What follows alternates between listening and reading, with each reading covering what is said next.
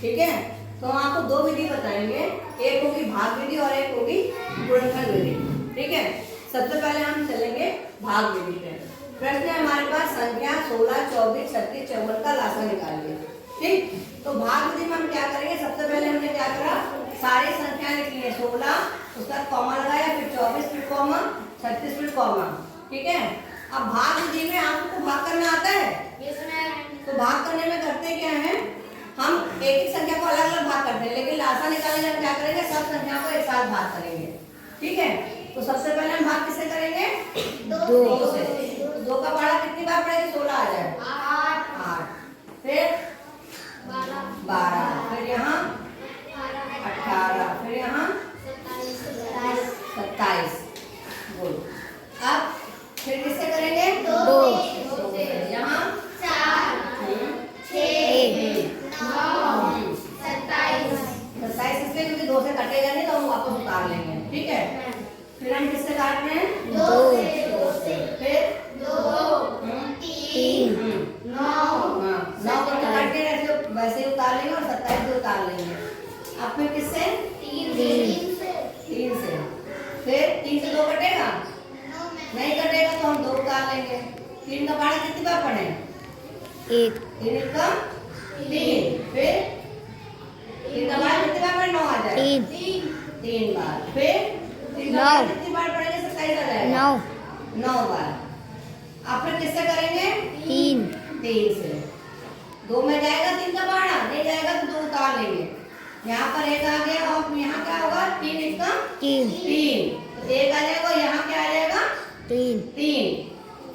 आप किससे करेंगे, 2 से कर लेते हैं, क्योंकि हमें 2 और 3 दोनों बचे हैं, एक बार 2 से और एक बार 3 से कर लेंगे। तो 2 एकम 2, यहाँ पर 1 है और ये 3 उतार लेंगे, फिर 3 से करेंगे,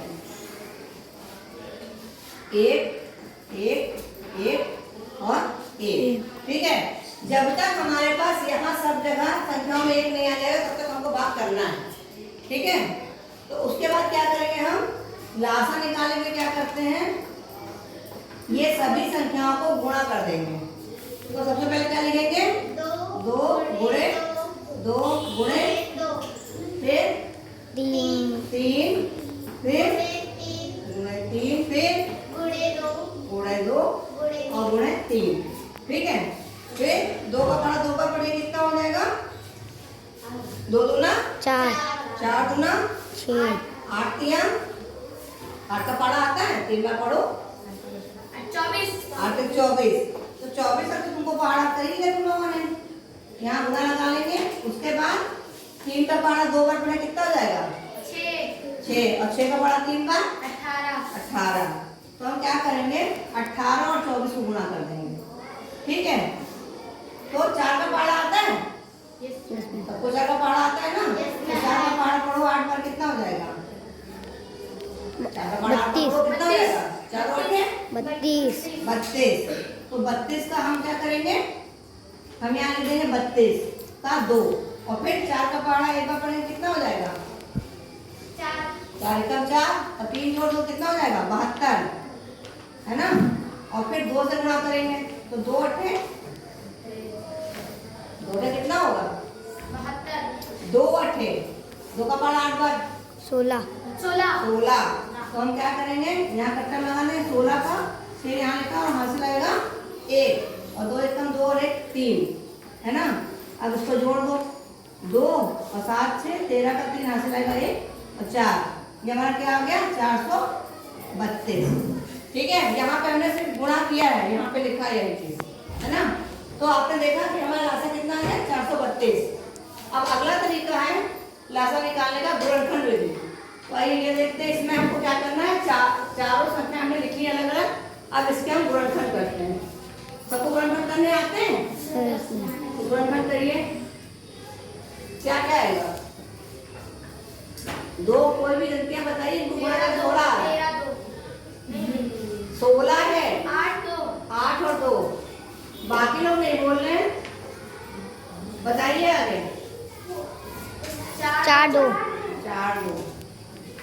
आगे बताइए, 2 2 2 और 2 ऐसे। अब इसका बताइए, 12 12